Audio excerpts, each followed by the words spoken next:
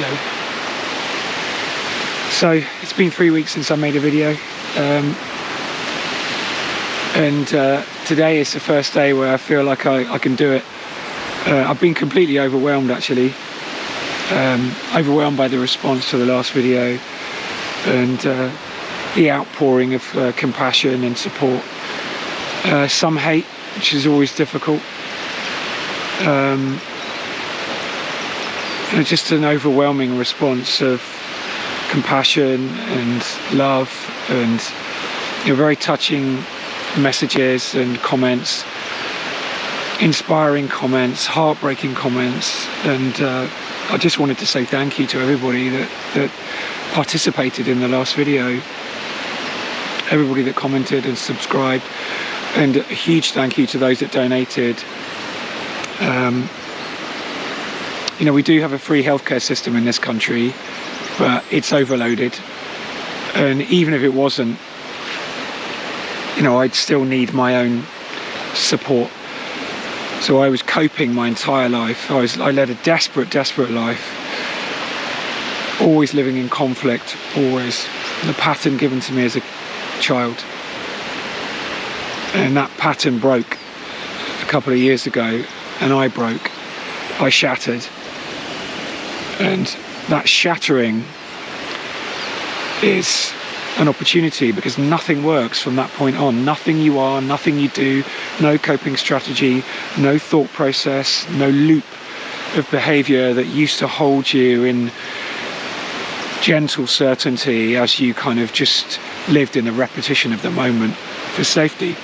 None of that works anymore.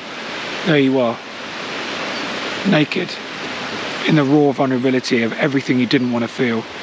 So that happened to me a couple of years ago, and I have someone that helps me, a guide that knows every centimetre of this path that I'm walking, every trick that we play on ourselves as traumatised people, every excuse we make for our abuser, every place we hide inside the shame. She knows it. So I pay for that myself, and it's not cheap. We all have to earn a living, so I'm happy to pay for it. But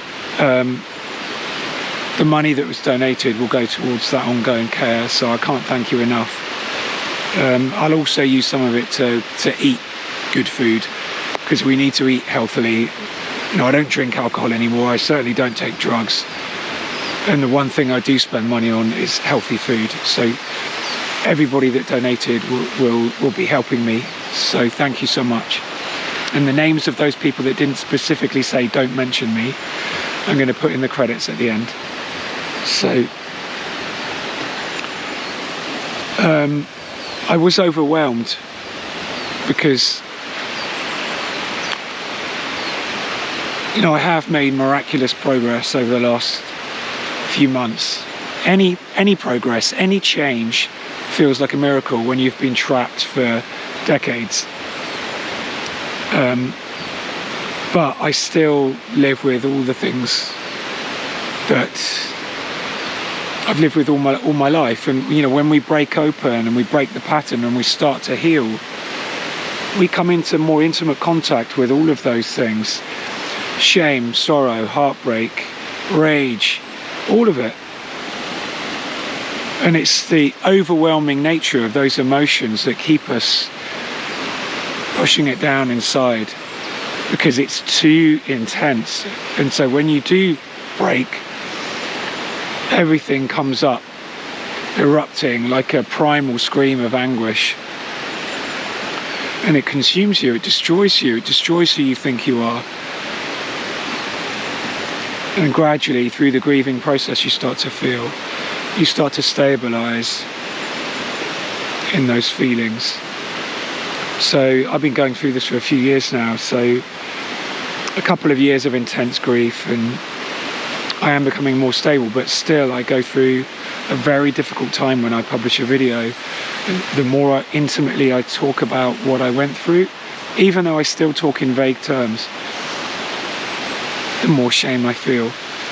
And to actually, mention abuse, and then to have hundreds of thousands of people watch that video, I felt shame. You cannot betray the betrayer. You cannot mention abuse, because if you mention abuse, there's an abuser. And if you say anything, you'll be blamed. You have to normalize, you have to rationalize, you have to find a way to find a place. So you say nothing. Shame. Shame upon shame upon shame. Shame.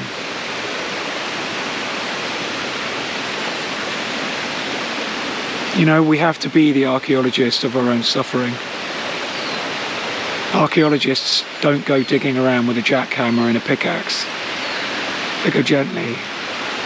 They go gently, removing very, very slowly and carefully the layers that protect what's been hidden. That's what we must do with our own experience. We must go inward and find the fragments of all the broken selves we've been. Go inwards and you will find them. In my case, the terrified toddler, scarred already. The young boy, consumed with shame. The teenager, filled with rage and injustice. The young man, terrified I'd be discovered of being too sensitive, different. The trans woman, pleading for validation and safety. Pleading to be seen. Is it okay if I'm here? Can I be here? Can I be me? All of those broken selves inside, those fragments of a wounded ego, I've had to find those different parts of me. Bring them out of the shadows where they're swathed in shame. Take them by the hand. Say, you are enough. You've always been enough. There's nothing to be ashamed about. You have a place in here, and I love you. To be the space within which all those fragments can be held in a beautiful mosaic of what I had to do to survive, who I became. All of those broken pieces held together with love and kindness. Because we misunderstand who we are, what we are, when we identify with the wounded self. So this is me. Ego claims your life and says, I've got this, I can do this, it's all about me, everything is me. The world is a resource, relationships are transactional. It's me. I can fix myself, I can heal. What's the difference between you constantly and me constantly saying to ourselves, I can fix myself, I can do this? What's the difference between that and the child that you were standing in front of you and you saying you're not enough? Change. You're a problem. You're trying to fix a problem and the problem is you. You're not a problem. You're not a problem to be solved.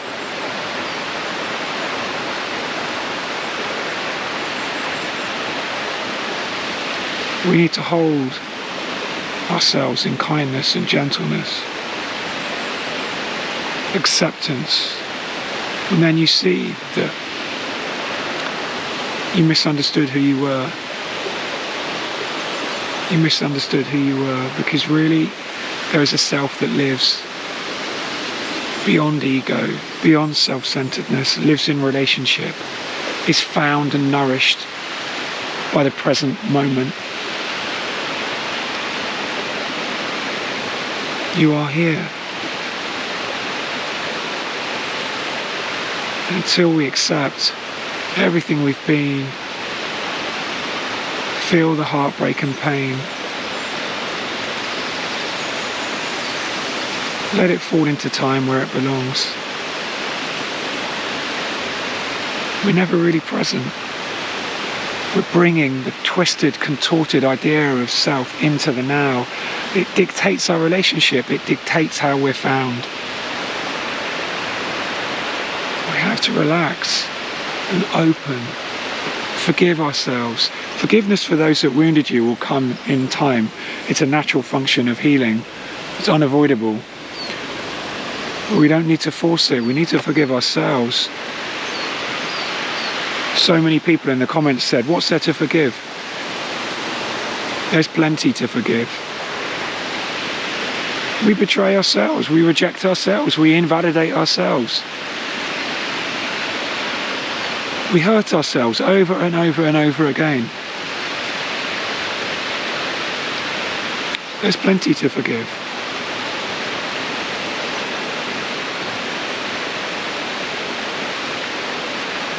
So the process of grieving, radical self-acceptance, in that acceptance, it's a clear seeing that it wasn't your fault.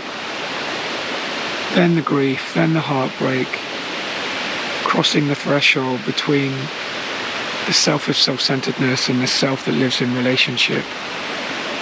And as you find those broken pieces swathed in shame inside you, bring them into the light and love them, the darkness will leave you.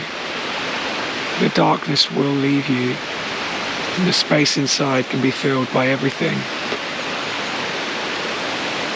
You are nothing and everything.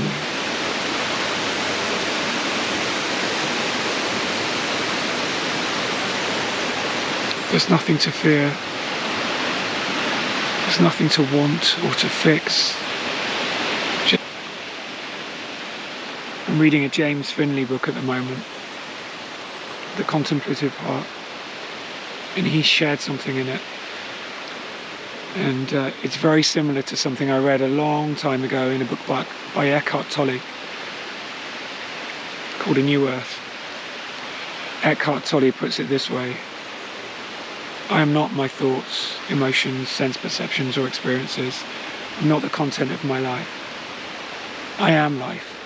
I am the awareness within which all things happen. I am consciousness. I am the now. I am. I prefer James Finley's way of saying it. It's from Psalm 46. Be still and know that I am God. Be still and know that I am. Be still and know. Be still. Be. Be still.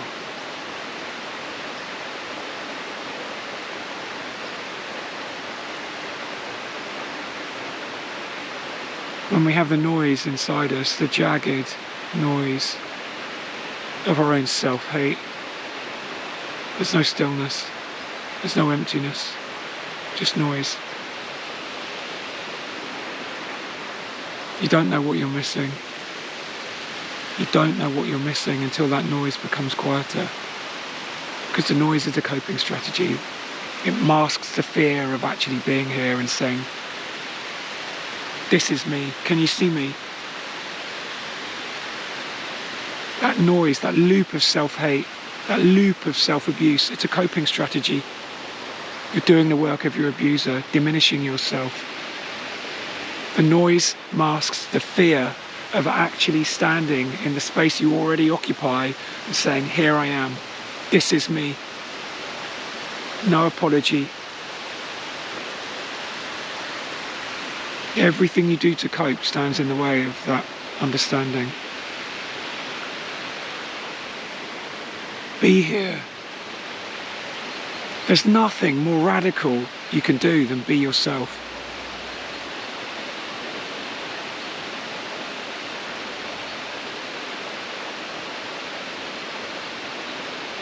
This whole process is about individuation. Being truly an individual, no longer defined by your abuser, no longer defined by the story of your life, no longer defined by the trauma that withheld you from actually being here in the first place.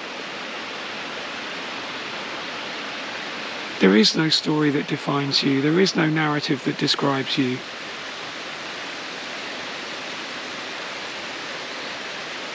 To be here,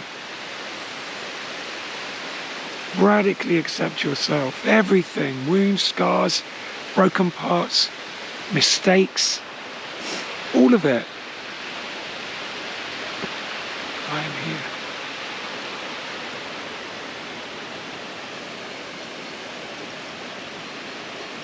So I just want to say one thing before I go, because I can see rain clouds approaching. The comments were incredible under the last video. One in particular really inspired me to go a bit deeper and sort of think about how to talk about what came up when I read that comment. And this is the video that was inspired by the comment. The commenter said, "We're all detransitioning from the stories we tell ourselves, from the difficult experiences." So many people in the comments understood that what I'm talking about is not about transition or detransition or any of that stuff. It's about acceptance. It's about detransitioning from the ideas that hold us, the ideas of unworthiness, the compensations. It's about detransitioning from the false self and accepting who you really are. That's what it's all about. Of this I'm certain. The true self doesn't need surgery, doesn't need hormones, doesn't need to be anything. It is.